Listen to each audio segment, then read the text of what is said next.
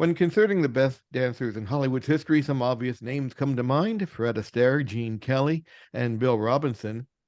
Now, you may notice those are all male dancers, yet often overlooked as one of the most gifted and creative dancers of all time.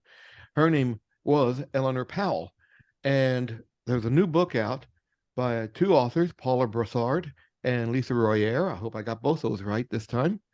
And the book is called Eleanor Powell, Born to Dance. And a lot of people don't realize just how great of a dancer Eleanor Powell was. And I don't know who to go to first when we have two interviewers. So I'm going to Lisa can start. Okay. I was going to go alphabetically, but I'll go to Lisa first. Okay.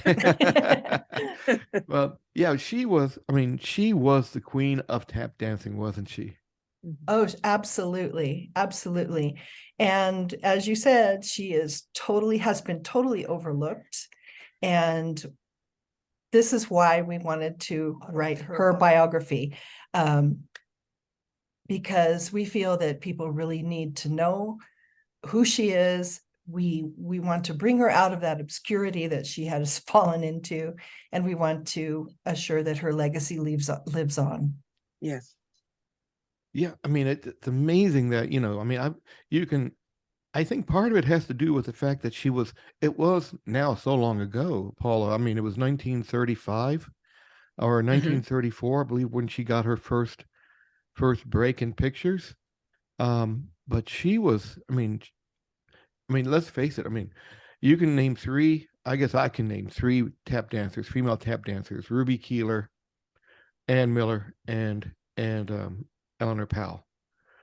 But those other two, and also the men that we mentioned earlier, they all looked up to her, didn't they? Yes, definitely. She had skill that I feel, surpassed Fred Astaire's technique, although he had, vast skills that were different from hers in the ballroom area and everything. But as far as strictly tap, she is, as you said, the queen. There's nobody that comes close to her. Of course, Bill Robinson is in a separate category on his own. Nobody compares to him in that way. But for the female tap dancers, she stands alone. Bill Robinson, I'm in Richmond, Virginia, and he's a Richmond native. Yes, so, yes. We worship Bill Robinson here in Richmond. But Eleanor Powell, if she learned from him, but she also learned, let's go back to her beginnings. I didn't know she was so painfully shy that she could not greet visitors when they came to the door. Yes, it was very difficult on her mother because Ellie would hide behind her. She wouldn't come out, and she says, I really need to do something about this. And so somebody suggested taking her to a dancing school. And Ellie was bitten by the dance bug really early on. She was born in where was she born at? She was born in Springfield, Massachusetts. Yeah, I was going to say up north in Massachusetts.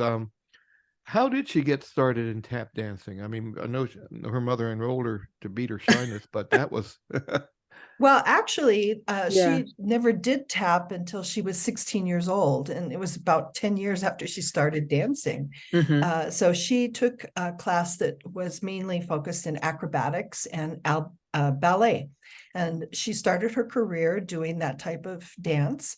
And when she finally came to Broadway, it was she arrived in the fall of 1927, and tap dancing was on its way up. And soon she realized that if she wanted to get work, she was going to have to actually learn how to tap dance, because she was really good at faking it, but she actually had to learn.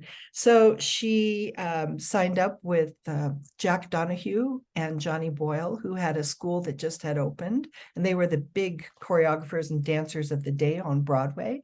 And she surprisingly only had 10 lessons. And in the beginning, it didn't go so well. It had a hard time adapting to this new style of dance. But when she finally got some personal attention and practiced, it just was like a light bulb going off in her, and she just loved it. And she spent all her waking hours perfecting her steps and everything. And you can tell when you watch her dance that there's something really different about her. She does a And spin. I'm yes, sorry, Paula. yes, I'm sorry. Yes. Oh, go ahead. I want to talk about the spin, but go ahead. Yeah, I was going to say the spin tapping is what really struck me. Yes. Yeah, and she called that or critics called it her top spin. And basically that's unique to her. You don't see any other tap dancer doing that move to this day. And it took her 3 years to perfect that. And it's an incredible move. I mean, when you see that, she looks like she's on ice. It's that perfect and that centered and everything. And it's amazing. It's an amazing move.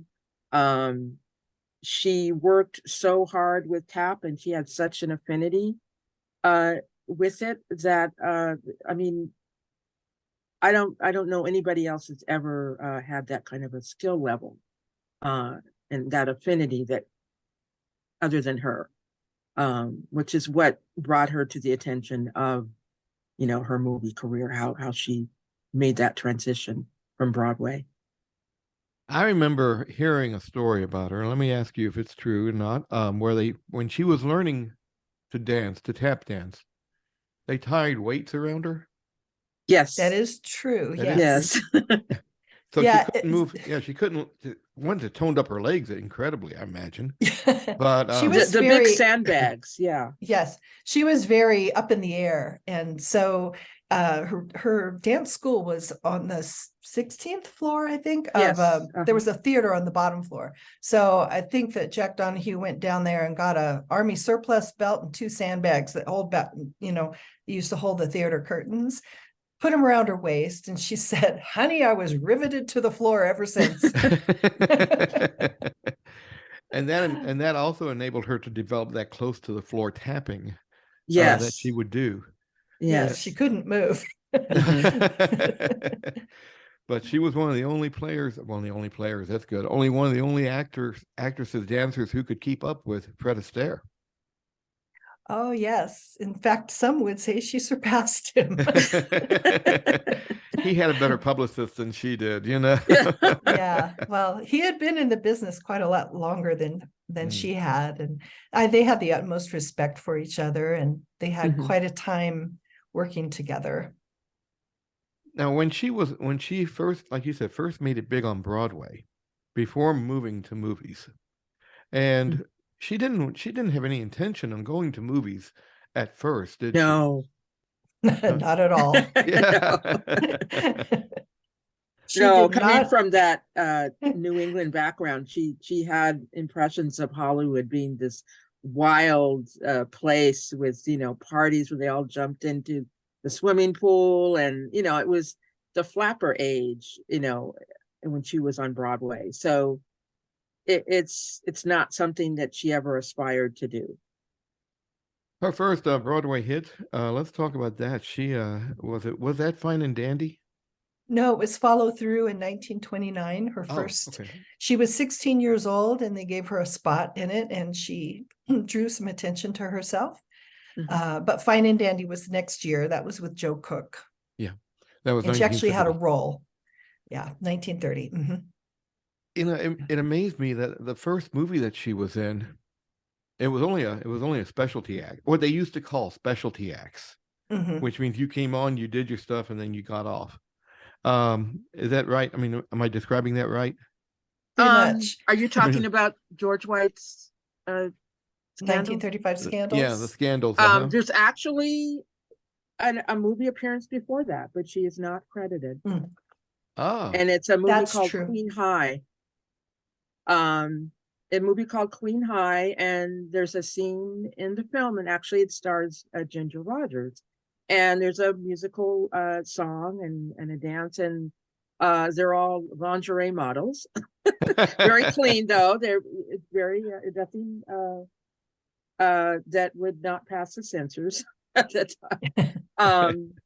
And they feature her on with a short section of the song, and she does a solo. It's unmistakably her, but you see her for the only time on film in her Broadway look, which is the little Louise Brooks page boy.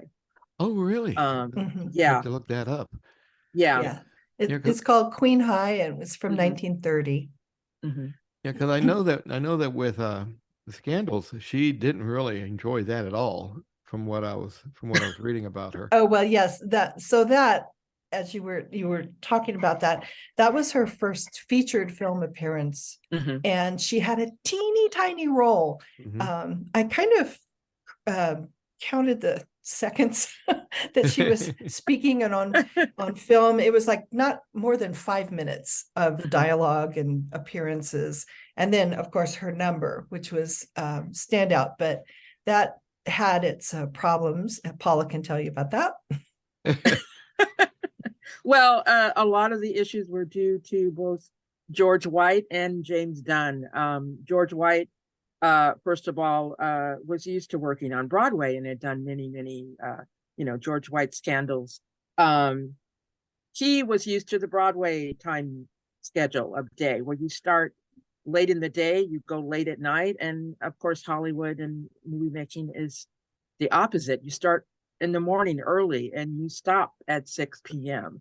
Many times he wouldn't even start filming until 5 or 6. So that was a whole, threw all the crew off, threw everyone off. But what they would do is go in the prop room and drink until the time to start shooting. And James Dunn, unfortunately, was an alcoholic and had a lot of issues with drinking, and was pretty soused for most of their scenes. So much so that the scene, like Lisa was talking about, the few minutes where she is actually on the scene, they have they're seated at a table. We're supposed to be eating food, and there's plastic and wax fruit on the table. And he was so drunk that he starts eating the plastic fruit. Yeah. Yeah. Didn't Ellie even was know. Yeah. she was so shocked, but what really turned her off, aside from the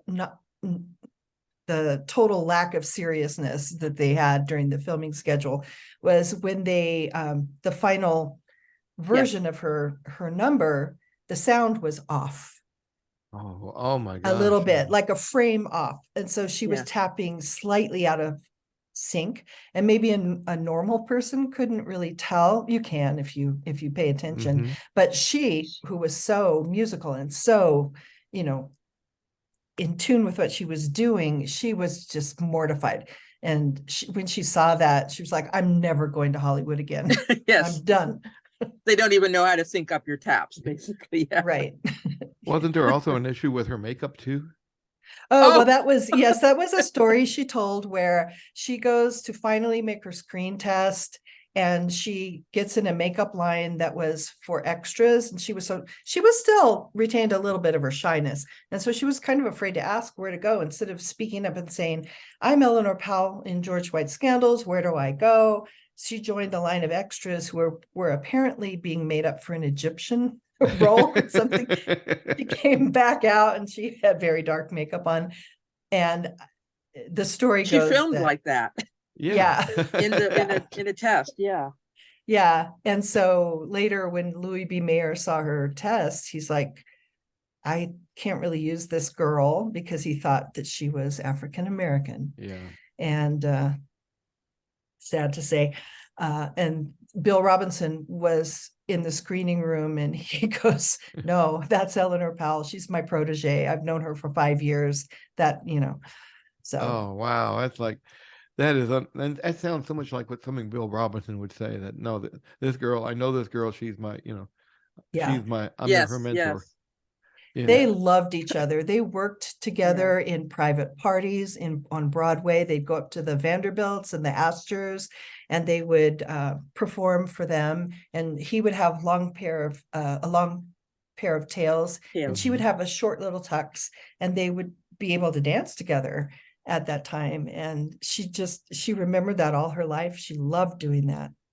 And see, and that's something which also struck me, was that she never forgot who helped her along the way. I mean, even up until the very, Mhm. very final, um, I think her final public appearance was with Fred Astaire. American Film Institute salute. Yeah. Mhm. You know, and I know they were both. I mean, they're both like in their 80s at this point and stuff. But you know, she doesn't do a lot of personal appearances or interviews or anything like that. Maybe that's because of her shyness or whatever. Well, she kind of got over that as she got older. She was not at all shy. But first of all, she was very happy to appear at the AFI tribute. She was only at that time, she was 68. Yeah, 68, okay. And She he just was turned he was 68. quite a bit older. I think he Yeah. was in his 80s. And she loved telling the stories, but it's true, she didn't, maybe because she wasn't asked as much as the others, but she did do a few appearances where she did an interview that is actually on YouTube. It's really horrible quality, but it's there and it's very interesting. It's from 1980, so that was just That like means videotape.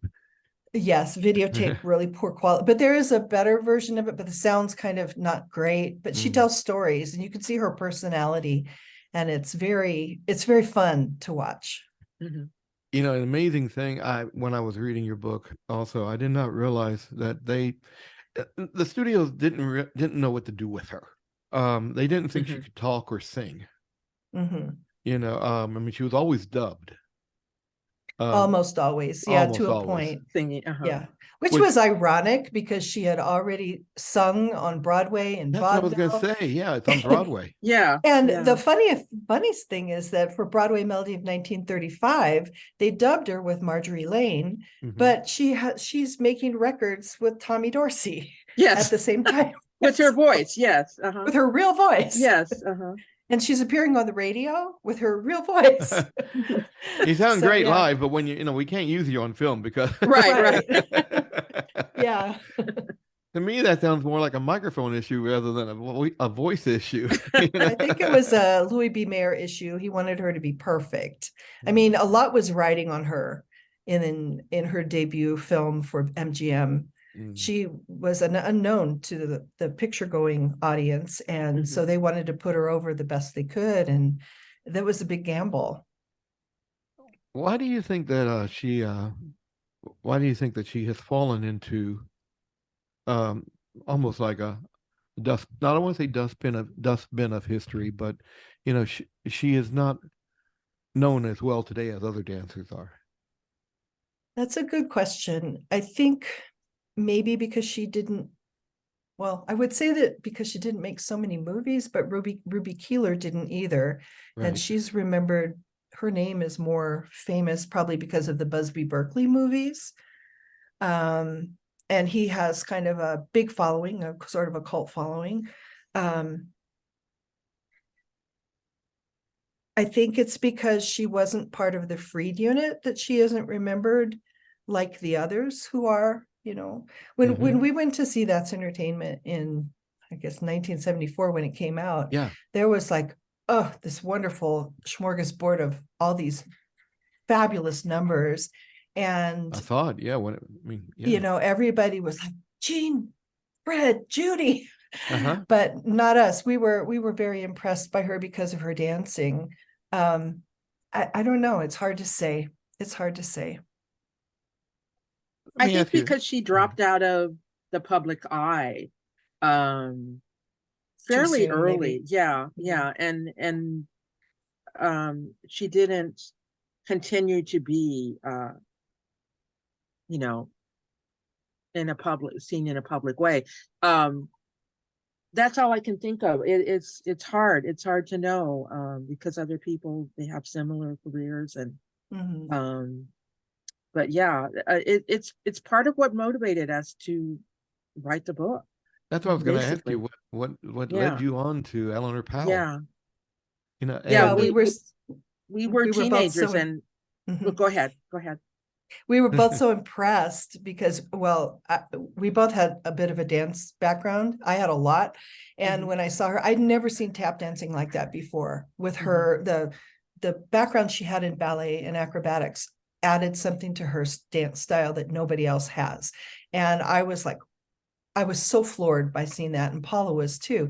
And we just thought, well, you know, we want to know more about her. And it was really hard at the time because we couldn't easily see her movies. Now you can. But I think I lost my train of thought. Sorry about that. Well, but she retired after she got married to Al Jolson, I believe, in 1949. No, Glenn Ford. Glenn Ford. Glenn Ford. In Okay, 1943, yeah. So she did. Yeah, you're right. Yeah, she kind of gave it up, and I think it's hard for a woman as they get older to maintain that status as a dancer, especially on film.